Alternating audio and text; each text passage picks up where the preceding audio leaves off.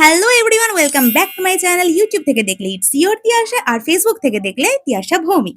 যাই হোক, বেশ কিছুদিন পরীক্ষার জন্য ভিডিও একেবারেই শেয়ার করতে পারিনি, তার জন্য একদমই সরি। তাই আজকে নতুন একটা ভিডিও নিয়ে তোমাদের সামনে হাজির। পরীক্ষার পর সারাদিন রাত পড়ার জন্য বেশ কিছুটা চাপে ছিলাম, তাই আর কি একটু দেরিতে ঘুম থেকে উঠেছি। যতই হোক ফাঁকিবাজ তিয়াশা বলে কথা, ঘুম থেকে উঠেই চোখ ডলতে ডলতে তাও যেন ঘুমের ঝোলি কাটছে না। চোখে প্রচন্ড ঘুম আর বুকে জমে থাকা ব্যথা নিয়ে আমি গেলাম ফোনের কাছে। দেখছিলাম দুনিয়া কি কি আপডেট হলো, আর আমার দুনিয়া বলতে গেলে বলা যেতেই পারে হোয়াটসঅ্যাপ, ফেসবুক আর ইনস্টাগ্রাম। উপস, ইউটিউবের কথাটা তো বলতে ভুলেই গেছিলাম। ফোন ঘাটতে ঘাটতে মনে হলো যাই হোক বাবা, অনেকটা দেরি হয়ে গেলে এবার আমাকে ফ্রেশ হতেই হবে। তাই নিজেকে ঠেলে বিছানা থেকে নামালাম। বিছানা থেকে নেমেই সোজা চলে গেলাম আমি দাঁত মাজার জন্য। কিরে তিয়াশা, তোর না ডেডিকেশন ছিল তুই পরীক্ষার পর হাঁটতে যাবি, কি হলো সেটার? না না, এত সহজে আমি হাল ছাড়িনি। তাই আর কি, কাল থেকে ভাবছি হাঁটতে যাবো। যাই হোক, ভাবা তো পরের কথা, আগে বিছানাটাকে ঝাড় দিয়ে নি। আমার তো বিছানা ঝাড় দেওয়া কমপ্লিট। এখন বালিশগুলোকে ছুঁড়ে ছুঁড়ে ফেলে অ্যাডজাস্ট করে আমি যাব খাবারের খোঁজে। বাবা, মেঘনা চাইতে জল। সকালে উঠেই দেখি আজকে ওটসের চিড়া বানিয়েছে বাড়ির লোক আমার জন্য। এরপর একটু ম্যাঙ্গো শেক বানিয়ে নিয়েছি। সত্যি বলছি, ম্যাঙ্গো শেকটা কিন্তু আমিই বানিয়েছিলাম। ধুর, এত বড় পেটে এইটুকুনি খাবার খেলে কি আর পেটু ভরে? এর জন্য আমি ভাবলাম একটুখানি ফল কেটে নিই। এখানে দিদুন আমার জন্য একটুখানি মাছ ভাজা করে রেখেছিল, সেটাই আমি খাবো বলে তোমাদেরকে দেখাচ্ছিলাম। দেখেছো বাবারে বাবা, এই মেয়ের একটা ফল কাটতে গিয়ে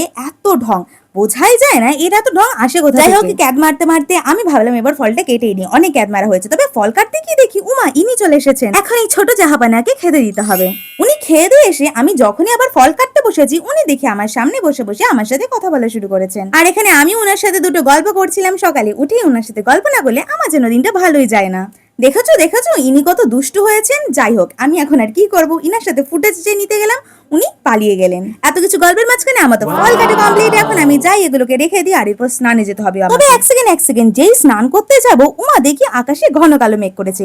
ভাবলাম একটু বৃষ্টি হবে আর আমি ভিজবো, তবে উমা এটা আবার কি ঘটনা ঘটলো। যেই আমি ছাদে গেলাম অমনি মেঘ গায়েব। হঠাৎ করে দেখি রোদ উঠেছে। তাই বুকে ব্যথা আর মনে কষ্ট নিয়ে আমি চলে গেলাম স্নান করতে। স্নান করে এসেই দেখি মা আমার জন্য লাঞ্চ রেডি করে রেখেছিল, ভাত, ডাল আর একটা তরকারি আর ডিম কারি। বিকেল বেলা একটু শুয়ে নিয়েছিলাম। ঘুম থেকে উঠেই আমি আর পুচু চলে গেছিলাম টিউনিং করে ঘুরতে যাওয়ার জন্য। বাই দা ওয়ে, সেম ড্রেসটা কিন্তু প্ল্যান করে হয়নি, হঠাৎ করে হয়ে গেছে। আর আমাদের ঘুরতে বেরোনো মানে পেট পুজো। এখন তোমরা বলতেই পারো যে সকাল থেকে এত ফল ফুল খেয়ে এখন হঠাৎ করে আবার সেই গান্ডে পিন্ডে গিলতে গেছে। কি করবো ভাই, আমি নিজেও এই কথাটা বুঝি এবং মানি, কিন্তু পারছিই না যেন না খেয়ে থাক। কখনো কখনো মন চায় না, কখনো আবার মন চাইলে প্রকৃতি আমাকে থাকতে দেয় না।